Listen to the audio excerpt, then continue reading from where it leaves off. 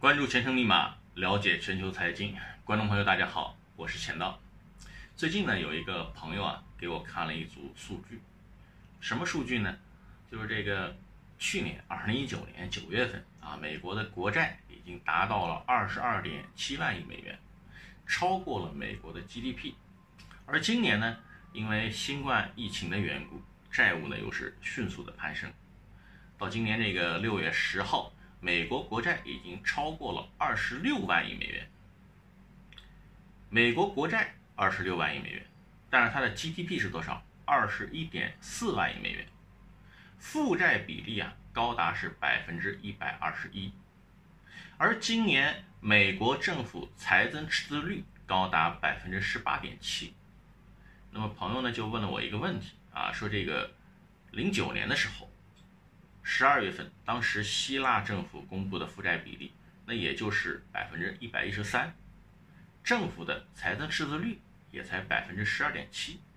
但是后来直接引发了希腊的债务危机，甚至引爆了欧洲的债务危机。希腊当年是差一点就退出了欧元区美国现在负债比例财政赤字这么高，那这两个国家的命运却是大不相同怎么美国到现在它的通胀比例还不是很高呢？并没有出现像希腊、欧洲那样的债务危机呢？其实这个问题原因很简单就是美国它还真的就不是希腊。美国超发美元，它是以什么？以国债的形式，同时呢又让全世界一起来分担大家都知道这个美国人储蓄率比较低，这个不是新闻，路人皆知，这是美国人生活的习惯，而且呢已经变成了一个结构性的问题，这个是很难改变的。再加上美国人崇尚消费嘛，鼓励民众消费来刺激经济的增长，所以美国人储蓄率低的问题是一个长期的问题。但是稍微懂点经济学的朋友就会知道因为这个 M0是央行发的基础货币嘛，而这个商业银行呢，它就需要把这个钱放出去贷款贷出去，老百姓拿到钱以后，他也不会立刻花掉他可能会再存一部分到银行，这样银行就又有钱了，他把这个钱再把它贷出去。M2 就是这么生成的。所以储蓄率低，那就表示了美国银行的资金的来源有限这样 M2 就上不来了。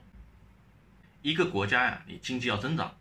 M2 呢是一个很重要的指标。民间企业它需要资金来从事投资吧，老百姓过日子需要花钱民生也是需要花钱的，所以政府也不可能缺钱政府还要有一些基础建设，所以大家都要花钱，都需要资金。那资金不够怎么办呢？所以的话呢，就必须要从其他的地方去想办法。一个最简单的方法就是什么呢？就是借钱嘛。美国大量的发行国债来筹集资金。美国发行国债，当然国内会有不少人会买，但最主要的美国国债还是有大量的海外的需求。很多国家包括咱们中国包括日本、韩国全世界很多国家都会呢把出口商品换成美元以后，然后再回流部分的美元到美国去购买美国的资产，特别是美国的国债，这样就又形成了一个循环而形成这个循环主要原因，那就是因为美元是全球的通用货币嘛，所以各个国家它都需要有美元储备于是呢海外的美元就回流到美国购买美国的国债，这就等同于全世界国家的人民都在为美国消费提供了资金为美国的消费融资这就是美国跟希腊包括全世界其他国家的最大的差别。但是美国它这个胃口是越吃越大全世界的资金还是不足以提供美国所需。但是没关系美国是全球金融帝国嘛，对于资金的运用，金融杠杆那是玩的是相当的成熟玩的不亦乐乎，并且呢美其名曰叫做金融创新。但是08年的时候玩过头了，那就导致了金融危机。由于这一场空前的金融危机，美联储呢就采取了量化宽松的政策，大量的印钞票，再加上这个今年美国疫情爆发，美联储开动了所谓的无限量化宽松政策 QE 然后这个美国财政部也推出了2万亿美元的刺激经济方案。所以呢，从08年一直到今年2020年这个12年的时间里面，美国一共进行了4轮大规模的量化宽松，大规模的印钞票，就造成了美国国债急剧的上升。美国呢当然是自己印钞票自己也会买，但是地球人都知道这样下去一定会造成大问题那不可否认的呢是美国它比全球其他国家来讲的话，可能美国更有能力来承受货币超发、承受债务超发的问题，因为有全世界在给美国背锅呀证据就是到目前为止，美国的通货膨胀率仍然还比较低。美国实际上呢，它是把问题爆发的时间线往后延伸了虽然大家都知道美元存在问题，而且呢是大问题，但是什么时候这个炸弹会爆破，还真的没有人说得清楚。很多人认为呢，就是说当这个世界各个国家都不买美国的国债的时候或者都抛售美债的话，美国的国债泡沫就会破裂。这个说法有一定道理，但是大家都不买那是需要达成共识的。毕竟呢，美元呢现在还是国际通用货币美元的信用也确实目前还不是其他国家货币可以比拟的。但是老话讲，墙倒众人推。下面我们就来分析一下，薅世界羊毛的美国会不会重蹈希腊的债务危机覆辙？如果债务危机会爆发，那么什么时候会发生？刚才咱们也分析了美元超发、美国国债过高，的确都是问题。但是美国能够承受的能量也比较高通常我们会说这是因为美国享有美元霸权的缘故嘛。不过这个呢是一个比较笼统的说法。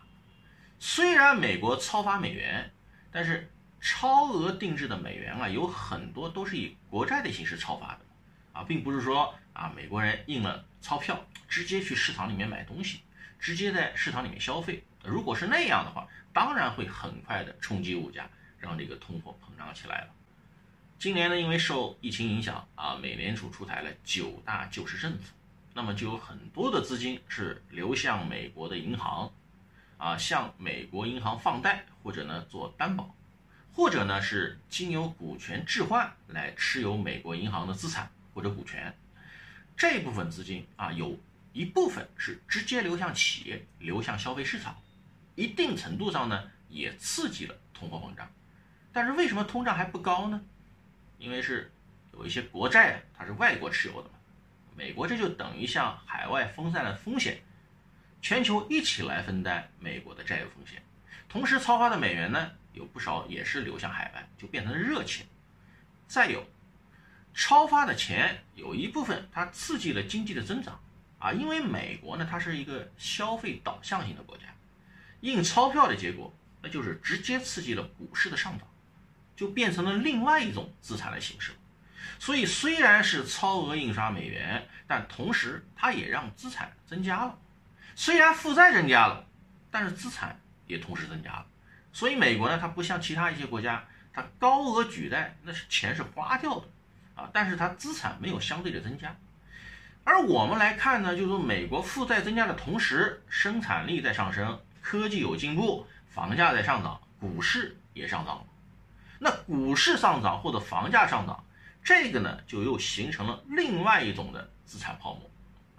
超额印刷美元，美元泡沫把它转移到国债泡沫，然后再转移到股市泡沫。不过大家都清楚泡沫毕竟是泡沫终究有一天还是会破裂的。现在美国面临2个绕不过去的坎。第一个就是疫情的冲击。美国疫情一直都没有办法有效的控制，今天的确诊人数我看了一下是 6.5 万多人，累计确诊已经达到了354万多人。美国经济没有办法全然的恢复，这是过去几十年来都没有碰到过的情况，这是一个大的变数。政策呢，那肯定是可以买来时间的，但是问题是什么呢？你这个政策买来的时间它会耗尽啊。只要是疫情得不到有效控制，那你美国就不可能真正的复工复产，那经济就不可能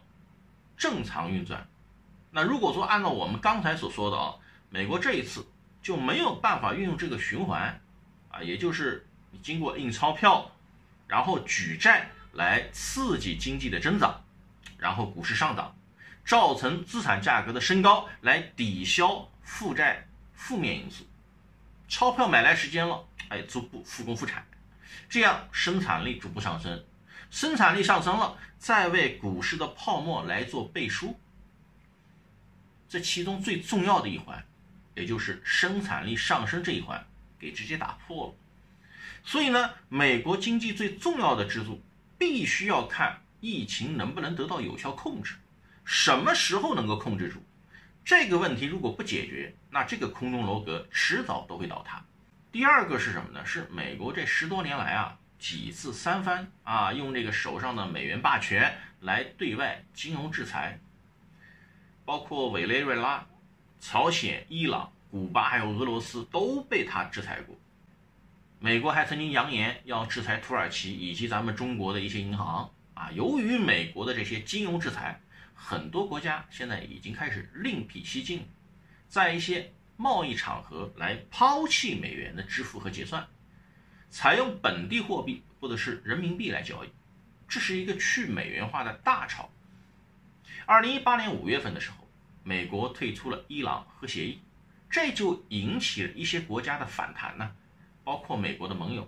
英国、法国、德国这3个国家在2019年1月的时候成立了 INSTEX 机制这是一个绕开美国金融监管和贸易结算机制，并且呢，在今年4月达成了首次交易。欧洲央行主导的 TIPS 系统也已经在欧元区19个国家内部使用了，未来有望向全球开放。咱们中国去年跟俄罗斯之间的跨境支付系统对接也已经在磋商很多国家都纷纷兴起了签订贸易互换协议的潮流。欧洲亚洲包括中南美洲都有，目的就是为了什么？要避开过度依赖美元的风险。除此以外美国还面临一些挑战，包括这个人民币的国际化。几个月前，中国和澳洲、巴西开始利用区块链技术，人民币跨境结算铁矿石的交易。一些身处于反美阵营的国家，长久以来都处在美元霸权的阴影之下美元发展到今天呢，已经成为了白宫在世界范围内薅羊毛的重要工具。因此呢，你不管是去美元化，还是建立新的银行结算体系，或者签订贸易互换协议，这对于渴望摆脱美元控制的国家来讲的话，那都是一个好消息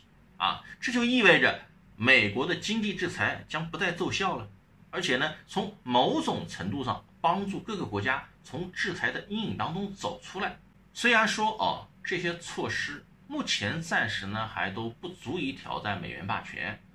包括美元的国际地位，但是墙倒众人推美元的影响力现在在全球都在降低，美元信用在降低在这种情况之下，美国呢还是认不清形势，还到处退群，到处大打贸易战。